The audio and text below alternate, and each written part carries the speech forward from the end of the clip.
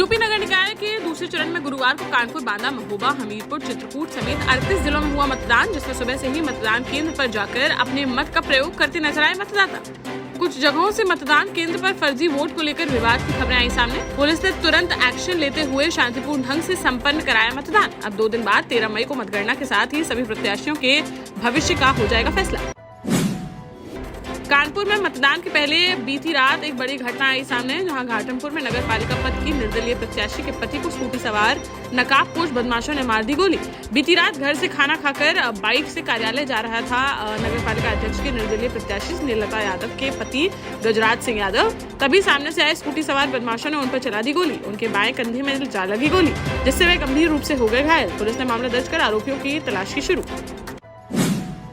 भोपाल की उत्तर विधानसभा सीट से बीजेपी के विधायक रहे रमेश शर्मा उर्फ गुट्टू भैया का बीती रात अचानक से हार्ट अटैक के कारण 70 वर्ष की आयु में हो गया निधन, जिससे भाजपा में दौड़ी शोक की लहर। सीएम शिवराज सिंह चौहान ने पूर्व विधायक रमेश शर्मा के आवास पहुंचकर श्रद्धा सुमन किए अर्पित। साथ ही परिवार को बंधाया ढांढस। सीएम शिवराज के बचपन के दोस्त थे पूर्व विधायक, जिस पर सीएम भी काफी भावुक आए नजर। झांसी में चुनावी रंजिश में बड़ी वारदात आई सामने, जहां बड़ागांव थाना क्षेत्र अंतर्गत टाकोरी गांव में प्रधान परिवार ने एक वृद्ध की गोली मारकर कर दी हत्या। बीती रात अपने पोतों के साथ रिश्तेदार की शादी से घर लौट रहा था वृद्ध, तभी घात लगाए बैठे उनके विरोधियों ने बोल दिया हमला। पीड़ित परिवार ने प्रधानी के चुनाव में दूसरे प्रत्याशी का कर लिया था समर्थन, तब से ही वह रखने लगे थे दुश्मनी। पिछले साल भी हत्या करने का किया था प्रयास, जिसमें राजीनामा करने का बना रहे थे दबाव।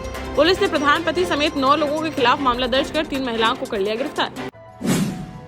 बीजेपी में आने के बाद प्रीतम लोधी के बदले तेवर, जहां अब वह अक्सर बागेश्वर धाम सरकार यानी पंडित धीरेन्द्र कृष्ण शास्त्री पर जुबानी हमला करते आते थे नजर, लेकिन अब वह खुद जा पहुंचे बागेश्वर धाम सरकार के पास और पुराने गिले शिकवे मिटाकर काफी अच्छे से दोनों के बीच हुई मुलाकात और आखिर में प्रीतम लोधी को अपने गले लगाते नजर आए बागेश्वर सरकार। जालौन में गुरुवार सुबह हुआ एक दर्दनाक सड़क हादसा, जहां यात्रियों को लेकर अहमदाबाद से कानपुर जा रही तेज रफ्तार sleeper bus Jhansi Kanpur national highway 27 पर अचानक से अनियंत्रित होकर पलटी, जिससे बस में सवार एक व्यक्ति की हो गई मौत। वहीं 35 से अधिक यात्री हो गए घायल। सूचना मिलते ही मौके पर पहुंची पुलिस ने तुरंत एम्बुलेंस की मदद से सभी घायलों को मेडिकल कॉलेज उरई में कराया भर्ती। साथ ही क्रेन की मदद से बस को उठवाकर आवागमन को कराया सुचारू। झांसी में भी देखने को मिली एक बड़ी सड़क दुर्घटना, जहां मोड़ थाना क्षेत्र अंतर्गत खिरिया घाट पुल से बेतवा नदी में जा गिरी एक बाइक कार, जिससे करीब आधा दर्जन से अधिक लोग हो गए घायल। जानकारी के अनुसार तेज रफ्तार कार ने पहले बाइक में मारी जोरदार टक्कर, जिससे अनियंत्रित होकर नदी में जा गिरे दोनों वाहन। स्थानीय लोगों की मदद से सभी को वाहन से बाहर निकालकर अस्पताल में कराया गया भर्ती, जहाँ एक व्यक्ति की इलाज के दौरान मौत की खबर आ रही है सामने। झांसी के वीरांगना लक्ष्मीबाई रेलवे स्टेशन के बाहर पार्किंग स्थल पर ऑटो खड़ा करने को लेकर 2 पक्षों के बीच हुआ विवाद, जिसमें दोनों पक्षों की तरफ से स्टेशन के बाहर ही जमकर चले लातूसे। कुछ ऑटो चालक की हो गई रिपीट, कुछ ऑटो चालक को आई गंभीर चोटें। मौके पर पहुंची जीआरपी ने दोनों पक्षों को कराया शांत, साथ ही घायलों को अस्पताल में भर्ती कराकर 2 लोगों के खिलाफ शांति भंग का मामला दर्ज कर किया गिरफ्तार।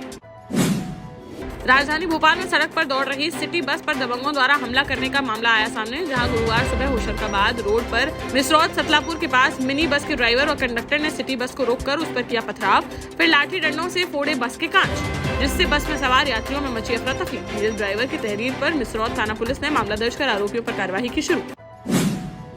कन्नौज के छिबरा मऊ तहसील क्षेत्र में वोटिंग के दौरान भाजपा समर्थकों द्वारा सपा नेता के साथ की गई बेरहमी से मारपीट, जहां गुरसहायगंज नगर पालिका में फर्जी वोटिंग को लेकर सपा व भाजपा कार्यकर्ताओं में हुआ विवाद, जिसमें भाजपा कार्यकर्ताओं ने सपा अल्पसंख्यक प्रकोष्ठ के प्रदेश सचिव अजीम सिद्दीकी को पकड़कर जमीन में गिराकर लात घूसों से की जमकर मारपीट, जिसका वीडियो हुआ वायरल। चित्रकूट में आज मतदान के दौरान नगर पंचायत मऊ क्षेत्र में भाजपा प्रत्याशी अमित द्विवेदी व निर्दलीय प्रत्याशी अंशुल के बीच मऊ चौराहे पर हुआ विवाद, जिसमें पहले दोनों के बीच हुई तू में, फिर दोनों पक्षों के बीच हुई जमकर मारपीट। पुलिस ने दोनों पक्षों के खिलाफ मामला दर्ज कर कार्रवाई करने की कही बात। मध्य प्रदेश की पहली एवरेस्ट विजेता मेघा परमार ने 2 दिन पूर्व एमपी के परासिया में कांग्रेस पार्टी कर ली ज्वाइन, जिसके बाद भाजपा सरकार के महिला बाल विकास विभाग ने उन्हें बेटी बचाओ बेटी पढ़ाओ अभियान के ब्रांड एम्बेसडर पद से कर दिया मुक्त, जिस पर मेघा ने इसे प्रदेश की बेटियों का बताया अपमान। गुरुवार को भोपाल में पूर्व मंत्री पीसी शर्मा व मेघा परमार ने प्रेस कॉन्फ्रेंस कर भाजपा पर लगाया आरोप। भोपाल में Madhya Pradesh police housing corporation में संविदा पर प्रभारी सहायक हेमा मीणा के घर लोकायुक्त की टीम की छापेमार कार्यवाही जारी, जहां 30,000 रुपए की सैलरी वाली हेमा की करोड़ों रुपए की प्रॉपर्टी आई सामने। लग्जरी लाइफ जीने वाली हेमा मीणा के 1 करोड़ के बंगले में 100 से ज्यादा डॉग्स, 20 लग्जरी गाड़ी व लगा रखी हैं 30 लाख की LED टीवी। साथ ही भोपाल, रायसेन व विदिशा के कई गाँवों में भी लोकायुक्त की टीम को मिले हैं दस्तावेज। इस बड़ी कार्यवाही से पूरे प्रदेश में मचा हुआ है हड़कंप।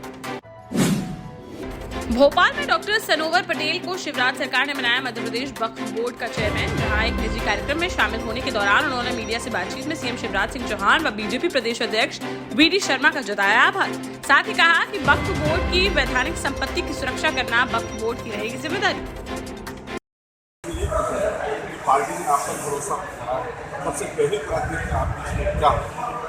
देखिए, सबसे पहले तो मैं मध्य प्रदेश सरकार के मुखिया सम्मानित शिवराज सिंह चौहान साहब और भारतीय जनता पार्टी के प्रदेश के मुखिया विष्णुदत्त शर्मा जी, वी.डी. भाई साहब को धन्यवाद ज्ञापित करता हूं कि अल्पसंख्यक क्षेत्र की जो सबसे बड़ी संस्था है, जो सबसे बड़ा अदारा है, वक्फ बोर्ड, उस वक्फ बोर्ड का गठन किया है। अब जहाँ तक सवाल आपने किया है कि आपकी पहली प्राथमिकता क्या रहेगी, यह बात बिल्कुल सही है कि वक्फ बोर्ड के अंदर पहली प्राथमिकता होना चाहिए कि वाकिफ की मंशा के हिसाब से जो वाकिफ ने अपनी संपत्तियों को वक्फ किया है, उस संपत्ति से जो आमदनी होती है तो उनकी मंशा के हिसाब से, उनकी नीयत के हिसाब से उसका इस्तेमाल हो। अगर कोई वाकिफ ने अपनी संपत्ति को दान इसलिए किया है, वक्फ इसलिए किया है कि वो शिक्षा के क्षेत्र में उसका उपयोग हो, तो शिक्षा के क्षेत्र में उपयोग होना चाहिए। अगर किसी ने कहा है कि स्वास्थ्य के लिए उपयोग हो, तो स्वास्थ्य के लिए उपयोग होना चाहिए। साथ ही जो वक्फ बोर्ड की वैधानिक संपत्ति है, उस वैधानिक संपत्ति की एक एक इंच की सुरक्षा करना, उसका संधारण करना मध्य प्रदेश वक्फ बोर्ड की जिम्मेदारी है। लेकिन ये भी हम इस काम को साथ में करने वाले हैं कि किसी अन्य की भूमि को वक्फ बोर्ड के नाम पर हम विवादित नहीं करेंगे। ये भी हमारी साफ साफ मंशा है।